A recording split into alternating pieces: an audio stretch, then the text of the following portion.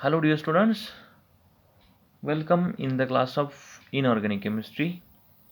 So today we have to discuss about the prediction of shapes of irregular molecules and ions. So we know that there are total 8 molecules having irregular shapes or irregular molecules. So we have to predict their shapes and the geometries of that particular molecules. So the first molecule is sulfur tetrafluoride. तर आपण मागच्या लेक्चरला ह्या चॅप्टरला सुरुवात केली होती जो की आहे स्ट्रक्चर अँड रिॲक्टिव्हिटी ऑफ मॉलिक्युल्स, की त्याची रिॲक्टिव्हिटी कशी असणार आहे त्याचं स्ट्रक्चर. मग त्याच्यात सगळ्यात सुरुवातीला आपण बघितलं की VSEPR theory, valence shell electron pair repulsion theory. मग त्या VSEPR थिअरीचं आपण अझम्पशन सुरुवातीला बघितले. अझम्पशन्स झाल्यानंतर आपण 2 मॉलिक्यूल घेतले. एक होता ज्याच्यात की एकच लोन पेअर प्रेझेंट आहे आणि दुसरा मॉलिक्यूल म्हणजेच पहिला मॉलिक्यूल कुठला अमोनिया मॉलिक्यूल आणि सेकंड मॉलिक्यूल आपण घेतला वॉटर मॉलिक्यूल ज्याच्यात की 2 लोन पेअर प्रेझेंट आहेत. एक लोन पेअर बॉन्ड पेअरच्या रिपल्शनची ऑर्डर होती की लोन पेअर रिपल्शन हे मोर असतं as compare to lone pair bond pair repulsion आणि lone pair bond pair repulsion हे सुद्धा जास्त असतं as compare to bond pair repulsion. So this is order for that repulsion of electron pairs. Then त्याचे assumptions आपण बघितले. अझम्पशन्समध्ये सगळ्या गोष्टी आपण डिस्कस केल्या. तर मागच्या 2 एक्झाम्पलवरून आपली बरीचशी आयडिया क्लिअर झाली की सगळ्यात आधी त्या मॉलिक्युलचं आपल्याला इलेक्ट्रॉनिक कन्फिग्युरेशन काढता यायला पाहिजे, म्हणजे त्याच्या त्याचा सेंट्रल ॲटम ओळखता आला पाहिजे. त्याचं सेंट्रल ॲटमचं इलेक्ट्रॉनिक कन्फिग्युरेशन काढलं. त्याच्यानंतर इलेक्ट्रॉनिक कन्फिग्युरेशन काढून त्याचं आपल्याला इलेक्ट्रॉनची फिलिंग केल्यानंतर मग त्या मॉलिक्युलची कशा पद्धतीने हायब्रिडायझेशन येणार आहे ते हायब्रिडायझेशन फाइंड आउट करायचं आहे. आणि हायब्रिडायझेशन फाइंड आउट केल्यानंतर मग आपल्याला त्याची शेप किंवा त्याचा जॉमेट्री जो आहे ती मिळणार असते. सो सुरुवात करूया आपण हे एक्झाम्पल्सवरून, तुमची सर्व आयडिया क्लिअर होईल. So first example is sulphur tetrafluoride. So in SF4 molecule the central atom will be sulfur. We know that SF4. तर 4 फ्लोरीन आहेत ना, एक सल्फर आहे, तर मग इथला सेंट्रल ॲटम कुठला असणार आहे? Obviously sulphur. So the central atom will be sulphur and we know that the sulphur having atomic number is 16. तर सिम्पल ग्राउंड स्टेटमध्ये काय करायचं की आपण इलेक्ट्रॉनिक कन्फिग्युरेशन काढलं सल्फरचं electronic कन्फिग्युरेशन 1s2 2s2 2p6 3s2 3p4 426 612 214 and 216. So this is the electronic configuration. एकदा confirm केलं आपण की 1s2 2s2 2p6 3s2 and 3p4. आता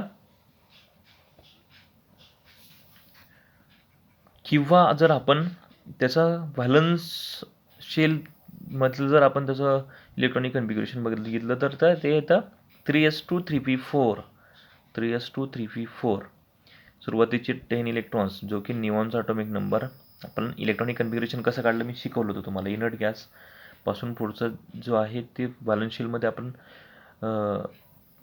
पूर्ण लिहित बसण्यापेक्षा मग ती जी आहे ती एक मेथड यूज केली जाते की इनर्ट गॅसपासून पुढचे जे आहेत ते बॅलन्स शीटमधले इलेक्ट्रॉन आपण काउंट करायचे असतात. So total 3s2 3p4 electronic configuration. मग सिम्पल आपण सल्फर ॲटमचं ग्राउंड स्टेटला अशा पद्धतीने इलेक्ट्रॉन फिल केले की 3s 3p आणि 3d. मग 3s मध्ये 2 इलेक्ट्रॉन होते, वी नो दॅट. 3s मध्ये 2 इलेक्ट्रॉन फिल केले. 3p मध्ये 4 इलेक्ट्रॉन आपण फिल केले 1 2 3 and 4. तर आपल्याकडे टोटल 4 मोनोव्हॅलंट ॲटम्स आहेत किंवा जे 4 फ्लोरीन आहेत. तर त्याच्यासाठी आपल्याला व्हॅकंट ऑर्बिटल तयार करावे लागणार आहेत. मग इथे जर आपण बघितलं तर इथे फक्त 2च इलेक्ट्रॉन आपण फिल करू शकतो. मग एक्साइटेड स्टेटला बघा, इथे समजेल तुम्हाला की आपण मग काय केलं. एक्साइटेड स्टेटला काय झालं बघा, इथे सिम्पल ग्राउंड स्टेटला आपण सिम्पली इलेक्ट्रॉनिक कन्फिग्युरेशननुसार इलेक्ट्रॉन फिलिंग केली. आता एक्साइटेड स्टेटमध्ये काय झालं की 2 इलेक्ट्रॉन हे 3s मध्ये ॲज इट इज. मग हा जो इलेक्ट्रॉन होता 3p मधला तो आपण 3d ऑर्बिटलकडे आपण तो पुढे पाठवला, जेणेकरून आपल्याला एक जी व्हॅकंट ऑर्बिटल आहे किंवा व्हॅकंट साईड जी आहे ती मिळणार आहे आपल्याला. सो हा जो इकडचा एक इलेक्ट्रॉन इकडे मूव्ह केल्यानंतर 3d मध्ये टोटल आपले 4 बॉन्ड पेअर्स आहे. तो 4 इलेक्ट्रॉन आपण इथे फिल करू शकतो 1 2 3 and 4. तर अशा पद्धतीने आपले चारही बॉन्ड पेअर्सची ती आपल्याला स्पेस मिळालेला आहे. सो एक्सायटेड स्टेटमध्ये काय झालं की तो इलेक्ट्रॉन जो आहे तो मूव्ह झाला कुठे 3D ऑर्बिटलमध्ये, आणि त्यानंतर मग सल्फर इन SF4 हायब्रिड स्टेटमध्ये आपण त्याचं इलेक्ट्रॉनिक कन्फिग्युरेशन इझिली काढू शकलो. तर ते काढल्यानंतर आपण चारीकडे इलेक्ट्रॉन्स जे आहेत बॉन्डेड ॲटम्स ह्या कलरचे जे इलेक्ट्रॉन्स आहेत ते कशासाठी फ्लोरीन मायनसचे इलेक्ट्रॉन्स आहेत, त्याच्यामुळे आपण इथे कलर चेंज केला आहे मी. तर हे चारही इलेक्ट्रॉन्स आहेत ते F मायनस जो सराउंडेड ॲटम किंवा मोनोव्हॅलंट ॲटम जो आहे सल्फरसोबत त्याचे इलेक्ट्रॉन्स, आणि हे सगळे 3s2 आणि 3p4 मध्ये 2 आणि पी मधले 4 इलेक्ट्रॉन्स 1 2 3 4 इलेक्ट्रॉन्स, अशा पद्धतीने हे टोटल 8 + 2 टोटल 10 इलेक्ट्रॉन्स, अशा पद्धतीने आपण ते इलेक्ट्रॉन्स जे आहेत ते फिल केलेत. याच्यावरून आपल्याला मग सिम्पली हायब्रिडायझेशन मिळतं आहे. बघा, एसचा एक ऑर्बिटल फुलफिल आहे, पीचे तिघही ऑर्बिटल फुलफिल आहेत आणि डीचा एक orbital. So the hybridisation is sp3d. sp3d hybridization is here. आता this is simple method for how to find out the hybridization of particular molecule. परत दुसरी एक ट्रिक आहे बघा, जी तुम्हाला समजेन किंवा न समजेन तुमच्यावर डिपेंड, पण माझं सांगायचं काम आहे, जी मी यूज करत आलो आजपर्यंत एवढं सगळं करत बसण्यापेक्षा. पण तुम्हाला हेच सगळं करायचं आहे, फक्त इथून तुम्ही एकदा कन्फर्म करून घेऊ शकता की त्याचं नेमकं हायब्रिडायझेशन काय आहे पर्टिक्युलर मॉलिक्युल्स. तर सगळ्यात व्हॅलन्शियलमध्ये आपल्याला माहिती आहे की व्हॅलन्शियलमध्ये सल्फरचे टोटल किती 6 इलेक्ट्रॉन आहेत, 3s2 3p4.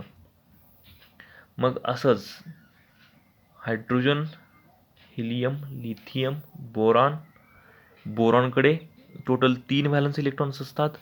त्यानंतर कार्बनकडे बोरॉनचा ॲटॉमिक नंबर 5, 1s2 मध्ये 2 सोडले तर मग बोरॉनकडे टोटल 3 व्हॅलन्स इलेक्ट्रॉन. लगेच कार्बनकडे 4, कार्बनचा ॲटॉमिक नंबर 6, नायट्रोजनचा 7, तर मग नायट्रोजनकडे टोटल 5 व्हॅलन्स इलेक्ट्रॉन. आणि ऑक्सिजन, सल्फर. आता ऑक्सिजन सल्फर एकच फॅमिली. सुरुवातीला तुम्हाला इलेक्ट्रॉनिक कन्फिग्युरेशन काढलं तर तुम्हाला व्हॅलन्स इलेक्ट्रॉन माहीत पडतील की 2 आणि 4 total 6 valence electrons are there. Sir अशा पद्धतीने 6 व्हॅलन्स इलेक्ट्रॉन काढून घ्यायचे. 1 2 3 4 5 अँड 6 व्हॅलन्स इलेक्ट्रॉन काढले. तर याच्यात आपल्या मॉलिक्युलमध्ये टोटल बॉन्ड पेअर किती आहेत, 4 फ्लोरीन ॲटम आहेत. चारही प्रत्येक इलेक्ट्रॉनला एक एक फ्लोरीन ॲटम अटॅच केला. 1 2 3 4 फ्लोरीन अटॅच केल्यानंतर उरले फक्त आपले 2 इलेक्ट्रॉन्स. तर तो इझिली आपण लोन पेअर देऊन द्यायचा उरला तर. तो लोन पेअर दिल्यानंतर मग आपल्याला आपले पूर्ण इलेक्ट्रॉन्स जे आहेत बघा पूर्ण फुलफिल झालेत. 4 सुरुवातीला मोनोव्हॅलंट ॲटम आपण त्याला अटॅच केलेत, आणि उरलेले 2 म्हणजे 2 इलेक्ट्रॉन ते कशासाठी, लोन पेअरसाठी. लोन पेअर 2 इलेक्ट्रॉन्स असतात. सो 2 इलेक्ट्रॉन्स जे आहेत ते लोन पेअरसाठी. मग इथे जर बघितलं आपण इथून हायब्रिडायझेशन, तर sp3 1 2 3 and this one for D. So sp3d hybridisation. तर सिम्पल ही ट्रिक किंवा ही ट्रिक मी सगळ्या एक्झाम्पल्समध्ये ही ट्रिकसुद्धा तुम्हाला इथं करून दाखवणार आहे. सगळ्यामध्ये तुम्हाला कुठेतरी समजेल. नाही समजली तर ही आपली आहेच, पण याच्यापेक्षा ही बेटर आहे जर तुम्हाला समजलं. सिम्पली तुम्हाला त्याचे बॅलन्स इलेक्ट्रॉन माहीत असले तर. बॅलन्स इलेक्ट्रॉन जर सल्फरचे 6 आहेत, 1 2 3 4 5 6 टोटल 6 काढलेत. जे मोनोव्हॅलंट ॲटम आहे ते प्रत्येकाला एक एक अटॅच केला, आणि लोन पेअरकडे 2 इलेक्ट्रॉन्स असतात. सो 2 मिळून एक लोन पेअर बनवली. जेवढे नंबर ऑफ इलेक्ट्रॉन्स असते पुढे तेवढे नंबर ऑफ लोन पेअर वाढत गेल्या असत्या.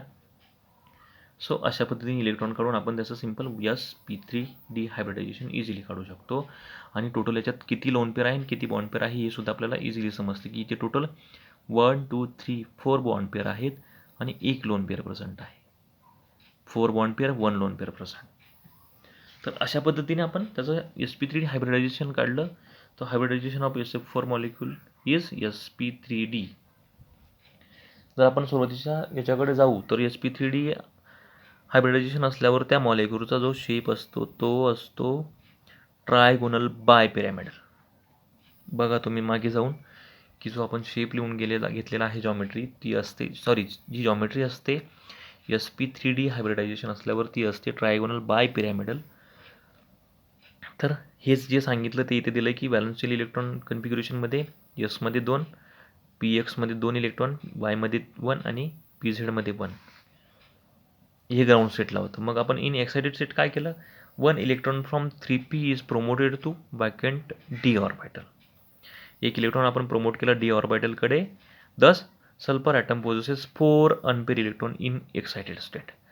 मग याच्यापासून काय झालं की 4 अनपेअर इलेक्ट्रॉन आपल्याला मिळालेत सल्फरसोबत एक्साइटेड स्टेटमधला, आणि ते 5 ऑर्बिटल्स जे आहेत, मग चा एक ऑर्बिटल, पीची 3 आणि एक डीचा, असे टोटल 5 जे ऑर्बिटल आहेत hybridize. It gives sp3d hybridization. The sulphur atom is surrounded by 5 hybrid orbitals.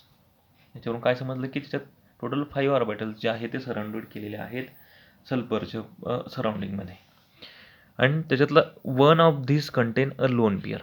तर एक ज्याच्यात जे आहे ती लोन पेअर प्रेझेंट आहे मी सांगितल्याप्रमाणे, आणि बाकीच्या ज्या 4 आहेत त्या हायब्रिड ऑर्बिटल्स, त्या this contains 1 unpair electrons which overlap with singly occupied p orbital of 4 fluorine atom to form 4 SF bond. म्हणजे टोटल 4 बॉन्ड पेअर्स आहेत आणि एक लोन पेअर प्रेझेंट आहे या SF4 मॉलिक्यूलमध्ये, ज्याच्यावरून आपण त्याचा हायब्रिडायझेशन काढू शकलो. So this is the structure for SF4 molecule. So this is geometry is trigonal bipyramidal. Geometry बघा, sp3d हायब्रिडायझेशन असल्यावर त्याची जॉमेट्री असते ट्रायगोनल बायपिरॅमिडल. पण मी मगाशी सांगितल्याप्रमाणे ज्यावेळेस आपण शेप काढतो, आपण इथे शेपबद्दल बोलतोय, शेप काढत असताना लोन पेअर कन्सिडर करत नाहीत. सो अशा पद्धतीने लोन पेअर आपण एक लोन पेअर आणि उरलेले 4 बॉन्ड पेअर, अशा पद्धतीने त्याचं स्ट्रक्चर येतं आहे. आणि ह्या अशा शेपला आपण सीसॉ स्ट्रक्चर असं म्हणत असतो. जर ज्यावेळेस ट्रायगोनल बायपिरॅमिडलमध्ये 4 बॉन्ड पेअर असतील आणि एक लोन पेअर प्रेझेंट असतील, तर त्यावेळेस आता शेप जो असतो तो सीसॉ शेप असतो. सीसॉ म्हणजे आपला तो पाळणा असतो ना, ज्याच्यात दोघं साईडला बघा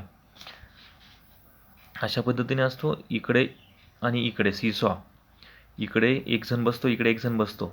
तर अशा पद्धतीने सीसॉ आपण त्याला शेप असं म्हणत असतो. So the shape of SF4 molecule is seesaw shape. The lone pair occupies an equatorial position to minimize the repulsion. This is equatorial position. आणि ती लोन पेअर जी आहे ती इक्विटोरियल पोझिशनला दिली का आपण, तर इक्विटोरियलला दिल्यामुळे, इक्विटोरियल लांब असल्यामुळे त्याचं रिपल्शन जे आहे ते मिनिमाइज असणार, मिनिमम रिपल्शन होणार आहे, आणि आपण मिनिमम रिपल्शनकडे जात असतो, म्हणजेच मोर स्टॅबिलिटीकडे जात असतो. So the fluorine atom occupies 4 corners of the trigonal bipyramids. आणि जे 4ही फ्लुरिन्स आहेत ते ट्रायगोनल बायपिरॅमिडच्या 4 कॉर्नर्सला प्रेझेंट आहेत. So according to VSEPR theory, such a molecule shows have bond angle 90 degree, 120 degree and 180 degree. However, due to the presence of lone pair of electrons, there is distortion in molecule which reduces the bond angles will be 89 degree, 180 degree and 177 degree. तर normally trigonal बायपिरॅमिडलमध्ये जो bond angle असतो तो 90 degree, 120 आणि 180 degree असतो. पण इथे एक lone pair present असल्यामुळे मोर रिपल्शन झाला आणि बॉन्ड अँगल जो आहे तो रिड्यूस झाला, आणि तो बॉन्ड अँगल आपल्याला 90च्या जागेवर रिड्यूस होऊन 89 डिग्री बघायला मिळाला, 120च्या जागे 118 आपल्याला बघायला मिळाला. तर अशा पद्धतीने बॉन्ड अँगल जो आहे तो रिड्यूस झाला आहे. तर बॉन्ड अँगल माहिती पाहिजे तुम्हाला लोन पेअर प्रेझेंट असल्यावर, बॉन्ड अँगलवर सुद्धा तुम्हाला क्वेश्चन्स जे आहे ते MCQ विचारले जाऊ शकतात. सो बॉन्ड अँगल अतिशय महत्त्वाचा असा कन्सेप्ट आहे की ज्याच्यावरून आपण इझिली आपल्याला समजू शकतं की तिथे कशा पद्धतीने डिस्टॉर्शन होत आहे आणि लॉन पेअरचं नेमकं रिपल्शन कसं झालं आहे. तर या फ्लुरिनचा आणि ह्या फ्लुरिनचा बॉन्ड अँगल किती, तर 180 असायला हवा होता, तो 177 डिग्री आहे. या दोघांमधला जो आहे तो 120 असायला पाहिजे होता, तर 118 आहे. आणि या दोघांमधला 90 असायला हवा, तर तो 89 डिग्री आहे. तर याच्यावरून मग या एका लोन पेअरमुळे रिपल्शन झाल्यामुळे त्याचे बॉन्ड अँगल जे आहे ते डिक्रीज झालेले आहेत. अशा पद्धतीने पहिला SF4 मॉलिक्यूल, तर तो खूप शांततेत घेतला, तुम्हाला समजला असं मी असं कन्सिडर करतो. तरीही तुम्हाला नाही समजलं तर तुम्ही पर्सनली विचारू शकता. Now the second molecule is bromine trifluoride, that is BRF3. So in BRF3 the central atom will be bromine. We know that the trifluoride and the central atom is bromine, and the atomic number for bromine is 35. So the in ground state electronic configuration will be 1s2, 2s2, 2p6, 3s2, 3p6, 4s2 and 4p5. किंवा जर आपण अशा पद्धतीने लिहिलं आपण valence शेलमध्ये तर त्याचं electronic कन्फिग्युरेशन येणार आहे अर्गॉन 3d10 4s2 4p5. म्हणजे व्हॅलन्स शेल इलेक्ट्रॉनिक कन्फिग्युरेशन असणार आहे 4s2 4p5 for the bromine. So in excited state the one electron from 4p orbital is promoted to vacant 4d orbital. तर ते बघूयाच आपण. तर ब्रोमिन इन ग्राउंड स्टेटमध्ये इलेक्ट्रॉनिक कन्फिग्युरेशन आहे 4s2 4p5. एसमध्ये 2 इलेक्ट्रॉन आणि पीमध्ये टोटल 5 इलेक्ट्रॉन. मग 3 फ्लोरिनसाठी आपल्याला तिथे वॅकंट ऑर्बिटल क्रिएट करावा लागणार आहे. मग इथला जो एक इलेक्ट्रॉन आहे तो प्रोमोट झाला कुठे 4d ऑर्बिटलमध्ये 4p to 4d. तर एक्साइटेड स्टेटमध्ये काय झालं मग जो 4p मधला एक इलेक्ट्रॉन आहे तो प्रोमोटेड झाला 4d ऑर्बिटलमध्ये. मग असं झाल्यानंतर आपले जे 3 फ्लोरिनचे इलेक्ट्रॉन आहे ते आपण इझिली इथे फिल करू शकलो 1 2 and 3. So this 3 electrons form F minus and the electronic configuration the hybridization of this BRF3 is sp3d. sp3d hybridization be there. So the BRF3 also having sp3d hybridization. आपण आता normal दुसरा टिकने जाणार आहोत. Valence शेलमध्ये total किती electron आहेत ब्रोमिनच्या s2 आणि p5 5 + 2 total 7 valence electron. So 1 2 3 4 5 6 and total 7 electrons आपण राईट केले. त्या 7 इलेक्ट्रॉन्समध्ये आपल्याला माहिती की बॉन्ड पेअर किती आहे 3 फ्लोरिन ॲटम. तर सगळ्यात आधी इझिली आपण 1 2 3 फ्लोरिन लिहून घेतल्या आणि उरलेले जे आहेत 2 मिळून ही एक लोन पेअर आणि ही एक लोन पेअर. सो अशा पद्धतीने लोन पेअर आपण दिल्या 3 बॉन्ड पेअर आणि 2 लोन पेअर. म्हणजे BRF3मध्ये टोटल आपल्याला इथून ही पण आयडिया क्लिअर होती की याच्यात किती बॉन्ड पेअर आहेत 3 बॉन्ड पेअर आणि 2 लोन पेअर प्रेझेंट आहेत. सो 1 sp3 आणि d. So the hybridisation is sp3d. Total मोजून घ्यायचं की sp3d म्हणजे सिक्वेन्सने जायचं sp3d आपल्याला हायब्रिडायझेशन त्याचं मिळालेलं आहे. अशा पद्धतीने हा SF4 मॉलिक्यूल जो आहे BRF3 मॉलिक्यूल. तर इथे त्याची जी आपण आत्ता बोललो तीच सगळी थिअरी आहे की इन BRF3 मॉलिक्यूल काय होतं नेमकं की bromine atom has 10 electrons in valence shell. बघा आता ही सुद्धा मध्ये व्यवस्थित समजेन इथून तुम्हाला की ब्रोमिन ॲटमच्या टोटल व्हॅलन्स शेलमध्ये टोटल 10 इलेक्ट्रॉन आहेत. ते 10 कसे 7 इलेक्ट्रॉन फ्रॉम ब्रोमिन जे आपण आता जस्ट बघितले की ते 7 इलेक्ट्रॉन्स कशाचे ब्रोमिनचे आणि 3 जे इलेक्ट्रॉन्स आहेत ते फ्लोरिन F ॲटमपासून. मग 7 + 3 इलेक्ट्रॉन म्हणजे 3 फ्लोरिन ॲटम्स आहेत ना. मग त्या 3 फ्लोरिन ॲटमपासून 3 इलेक्ट्रॉन म्हणजे टोटल 7 + 3 टोटल 10 इलेक्ट्रॉन्स. मग 10 इलेक्ट्रॉन्स म्हणजे टोटल 5 पेअर्स. एका ऑर्बिटलमध्ये 2 इलेक्ट्रॉन्स असतात ना 2 इलेक्ट्रॉन मिळून एक पेअर तयार होते. म्हणून 10 इलेक्ट्रॉन्सच्या आपल्याला 5 इलेक्ट्रॉन पेअर मिळाल्या ज्याच्यात की 3 ज्या आहेत त्या बॉन्ड पेअर होत्या आणि बॉन्ड पेअर कुठला की ज्याच्यात bromine fluorine single bond form झाला. मग आणि 5 मधले 3 बॉन्ड पेअर होत्या आणि जे 2 होत्या त्या लोन पेअर होत्या. So the expected geometry is trigonal bipyramidal. sp3d साठी एक्सपेक्टेड जॉमेट्री काय होती ट्रायगोनल बायपिरॅमिडल. बट इथे शेप कुठलाही मॉलिक्युलचा शेप आपण काढत असताना त्याच्या लोन पेअर कन्सिडर करत नाहीत. So the expected geometry will be trigonal bipyramidal. So to minimize the repulsion, the 2 lone pairs occupy equatorial position causing distortion in structure. तर मिनिमम रिपल्शन असल्या म्हणजे मिळायला हवं त्यामुळे ज्या दोघं लोन पेअर आहेत ते आपण इक्विटोरियल पोझिशनला ठेवणार आहोत आणि इक्विटोरियल पोझिशनला जे आहे त्याच्या आपल्याला कमी प्रमाणात त्याचं डिस्टॉर्शन बघायला मिळणार आहे. आणि फायनली आपल्याला जो शेप मिळणार आहे मॉलिक्युलचा तो असणार आहे बेंट टी शेप स्ट्रक्चर आपल्याला मिळणार आहे. एक्सपेक्टेड काय होतं ट्रायगोनल बायपिरॅमिडल पण शेप काढत असताना आपण लोन पेअर कन्सिडर करत नाहीत म्हणून आपल्याला टी शेप स्ट्रक्चर मिळालं जो की बेंट असणार आहे. बेंट का तर लोन पेअरचं रिपल्शन झाल्यामुळे ते दोघं फ्लोरिन जे आहे ते इकडे रिपल झाल्यामुळे ते बेंट होणार आहेत. And the bromine fluorine bond angle will be 87. मग हा बॉन्ड अँगल जर 90 डिग्री असायला हवा तर तो बेंट रिपल्शन झाल्यामुळे बेंट झाला आणि तो किती बघायला मिळतो आपल्याला 87.6 degree.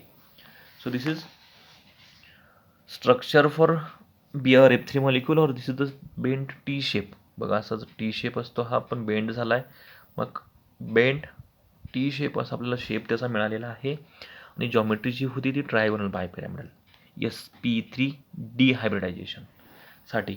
So the shape will be bent T shape. So BRF3 also very important molecule. तर या सगळ्यांपैकी बरेचसे सगळेच मॉलिक्यूल अतिशय इम्पॉर्टंट आहे. त्याच्यातली कुठलीही छोटी छोटी गोष्ट जी आहे ती विचारली जाऊ शकते. फॉर एक्झाम्पल बॉन्ड अँगल, त्याचा शेप, त्याचं हायब्रिडायझेशन, त्यानंतर त्याचं इलेक्ट्रॉनिक कन्फिग्युरेशन, यातलं काहीही एक्झाममध्ये तुम्हाला MCQमध्ये विचारलं जाऊ शकतं. सो हे 2 मॉलिक्यूल आपले झालेत. त्यानंतर पुढचा जो मॉलिक्यूल आहे तो डायक्लोरो iodate अनायन, that is ICl2-. So in ICl2-, the central atom will be iodine, and in ground state the having electronic configuration as krypton 4d10 5s2 5p5.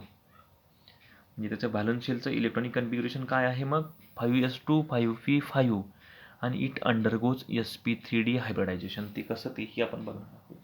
याचं जे हायब्रिडायझेशन आहे ते सुद्धा sp3d येत आहे.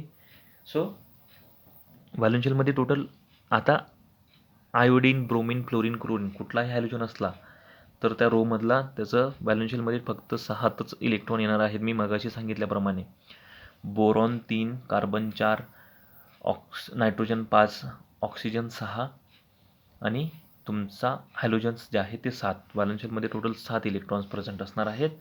So electronic configuration for iodine is 2 electrons in 5s and the 5 electrons in 5p orbitals. Total 2 bond pairs are there. So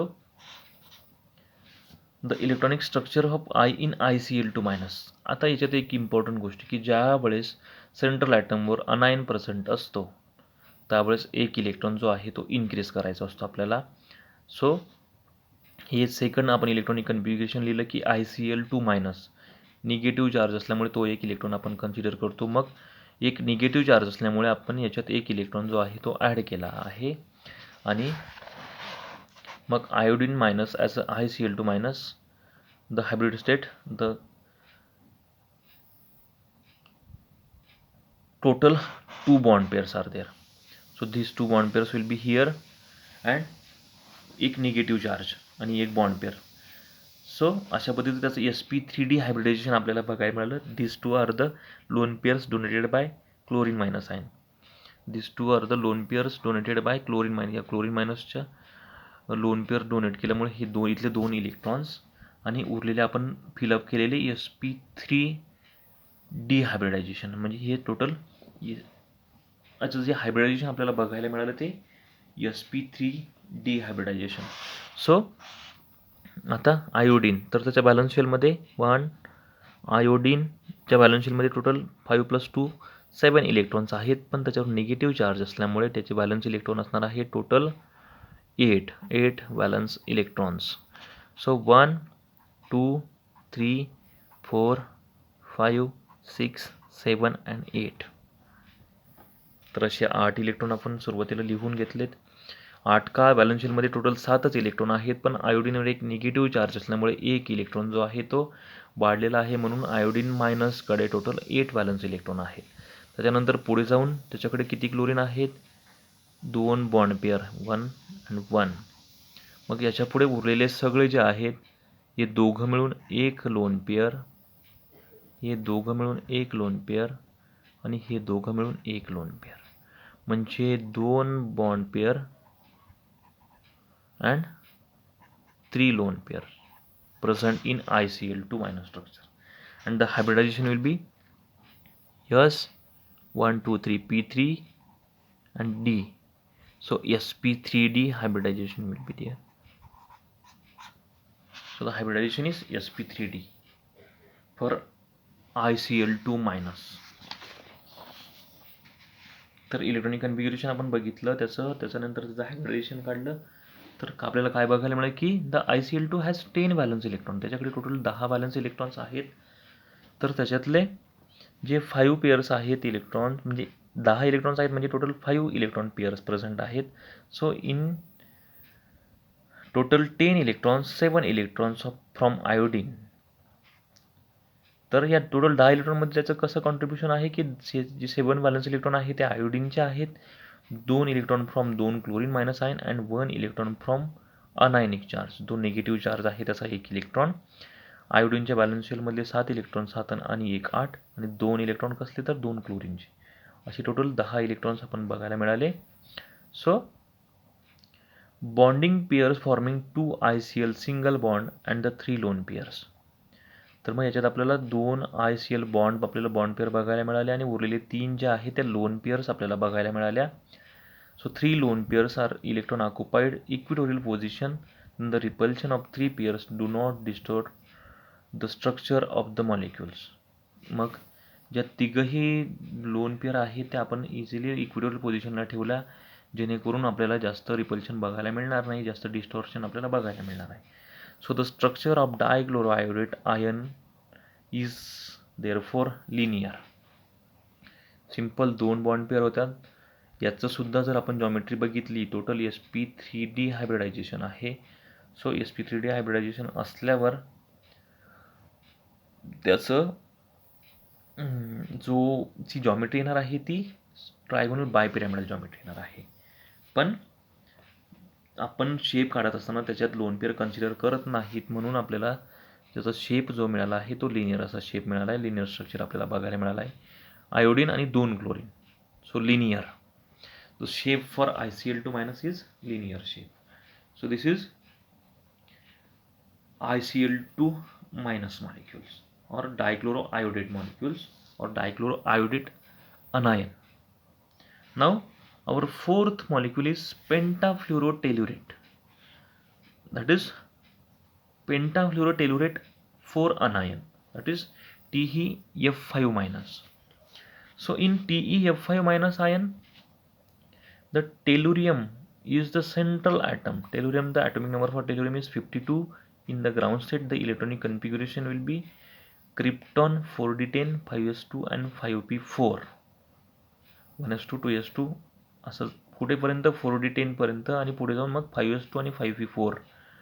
so tellurium हा जो आहे तो ऑक्सिजनच्या रो मधला एलिमेंट आहे, ओ टेपो टेलुरियम. सो त्याच्या बॅलन्स शीटमध्ये ऑक्सिजनमध्ये टोटल 6 इलेक्ट्रॉन्स असतात, तर इथे सुद्धा टोटल 6 बॅलन्स इलेक्ट्रॉन जे आहे ते प्रेझेंट आहेत टेलुरियमचे. So the valence electrons are total 6 valence electrons. So in TeF5 minus ion, tellurium atom has 12 electrons in its valence shell. Total किती valence shell मध्ये किती इलेक्ट्रॉन्स आहेत? 12 इलेक्ट्रॉन्स आहेत. ते 12 कसे तर 6 इलेक्ट्रॉन पेअर्स कशाचे? 6 इलेक्ट्रॉन फ्रॉम टेलुरियम, हे S2 आणि 4 + 2 टोटल 6 इलेक्ट्रॉन्स जे आहे ते टेलुरियमचे, प्लस 5 इलेक्ट्रॉन्स आहे ते 5 फ्ल्युरिन मायनसचे, प्लस 1 इलेक्ट्रॉन जो आहे तो निगेटिव्ह चार्जचा, असे टोटल 12 इलेक्ट्रॉन्स आहेत. 12 इलेक्ट्रॉन्स म्हणजे टोटल 6 इलेक्ट्रॉन पेअर्स प्रेझेंट आहेत. 6 इलेक्ट्रॉन पेअरमध्ये मग total out of which 5 pairs are use to 5 TeF single bond. मग ह्या 6 पैकी जे 5 आहेत ते बॉन्ड पेअर्स आहेत, जे की टेलुरियम आणि फ्लोरिनमध्ये बॉन्ड बनलेला आहे. टोटल 5 बॉन्ड पेअर्स आहेत आणि 1 pair remain as a lone pair. मग उरलेली एक जी असणार आहे ती लोन पेअर असणार आहे. ती कशी आपण त्याचा शेप काढत असताना आपण डिस्कस करूया. So 1 remains be lone pair. The most stable arrangement of 6 pairs is the octahedron. याचं सिंपल ऑक्टाहेड्रॉन स्ट्रक्चर असणार आहे, कारण 6 पेअर आहे. 6 पेअर असलेला we know that the structure geometry will be octahedral. But the one lone pair will be present in this octahedron, that's why the shape will be changed. So the repulsion due to lone pair causes fluorine atom to be move away, giving square pyramidal structure shown in figure. तर octahedral आपल्याला मिळत होती geometry, पण एक lone pair present असल्यामुळे shape काढत असताना आपण लोन पेअर कन्सिडर करत नाही. परत सांगतोय. सो आपल्याला शेप जो मिळतो आहे तो स्क्वेअर पिरॅमिडल असं स्ट्रक्चर आपल्याला बघायला मिळतं आहे. ते स्क्वेअर पिरॅमिडल स्ट्रक्चर कसं ते बघूयात आपण, की अशा पद्धतीचं स्ट्रक्चर आपल्याला बघायला मिळालं. स्क्वेअर हा आपला स्क्वेअर आणि वरती पिरॅमिड अशा पद्धतीचं एक पिरॅमिड बनलं. लोन पेअर आपण कन्सिडर केली नाही. So pentafluorotellurate anion. So this is pentafluorotellurate anion and this is the shape for pentafluorotelurate anion is square pyramidal. इथून आपण काढायचा प्रयत्न केला की we know that the tellurium having 6 valence electrons and 1 electron from negative charge. So total 7 valence electron 1 2 3 4 5 6 and 7 electron आपण fill केलेत. त्याच्यात 5 जे आहेत ते फ्लोरीन आहेत. 1 2 3 4 and 5 उरले आपले 2. तर 2 मिळून एक जे आहे ती लोन पेअर आपल्याला बनणार आहे. मग आपण लगेच पुढे जाऊन त्याच्या हायब्रिडायझेशनकडे एस हे 3 फ्लोरीन म्हणून P3 आणि उरलेले 2 D2 असं आपल्याला sp3d2 हायब्रिडायझेशन बघायला मिळालं. sp3d2 हायब्रिडायझेशन असल्यावर त्याची जी जॉमेट्री असते ती ऑक्टाहेड्रल असते. पण ह्या पूर्ण मॉलिक्यूलमध्ये एक लोन पेअर प्रेझेंट असल्यामुळे त्याचा शेप जो आहे तो ऑक्टाहेड्रल येत नाही. त्या एका लोन पेअरमुळे त्याचा जो शेप बनतो तो स्क्वेअर पिरॅमिडल असा शेप बनत असतो. कारण शेप काढत असताना आपण लोन पेअर कन्सिडर करत नाही. So total 5 bond pairs 1 2 3 4 and 5 bond pairs and 1 lone pair present in this pentafluorotellurate anion. And the fifth molecule and the आजचा शेवटचा मॉलिक्यूल हा घेऊया की हा एवढा एक कवर करूया की tetrachloroiodate anion. So this is ICl2 4-. So in ICl4- anion, the iodine is central atom. Iodine atomic number atomic number of iodine is 53. So in ground state the electronic configuration will be krypton 4d10 5s2 5p5. मी सांगितल्याप्रमाणे व्हॅलेन्शियलमध्ये total 7 electron present असणार आहेत कारण तो halogen आहे. So 7 electrons आणि एक तुमचा अनायन असे टोटल 8 इलेक्ट्रॉन्स असणार आहेत. सो ग्राउंड स्टेटमध्ये आपण इलेक्ट्रॉन फिल केले की यसमधले 2 आणि पीमधले 5 electrons.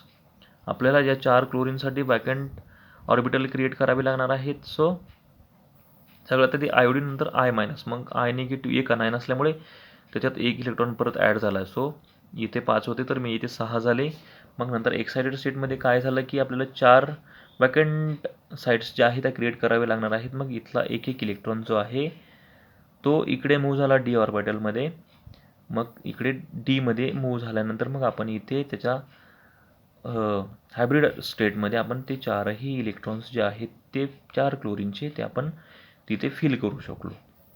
So sp3d2 hybridization. So the hybridization for ICl4- is sp3d2 and the geometry will be octahedral but the shape is square pyramidal. Sorry, this is ICl4-. आपण आपल्याला अजून त्याचा shape काढायचा आहे आणि त्याची जॉमेट्री सुद्धा आपल्याला काढायची आहे.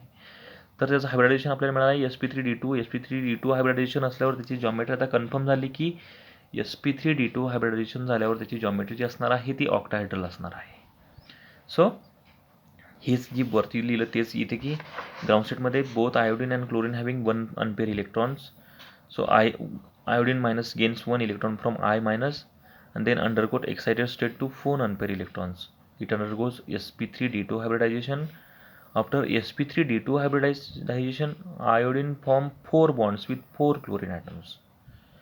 Then ICl4- contains 2 lone pair and 4 bond pairs. Then 2 lone pairs occupies axial position to give square planar structure.